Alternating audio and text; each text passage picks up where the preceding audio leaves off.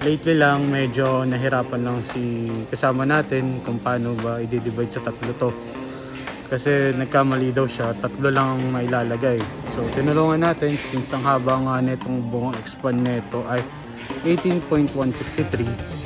So kinuha din natin yung magiging lapad nung plywood, which is 80 cm. Tapos yung 80 cm na yun, since tatlo, minus natin doon sa 18.163, tsaka natin dinivide sa tatlo. So nakuha natin is 5.25.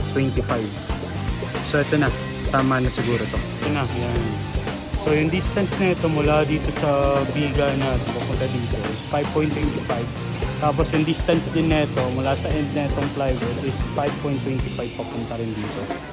So ang kukunin na lang din niya is yung pinakadulo ng 5.25 ay dulo ng plywood na yun, kasi urong lang din ng 5.25. So sapat na yun, pag nalagay na dun, dapat 5.85 din ang distance papunta doon.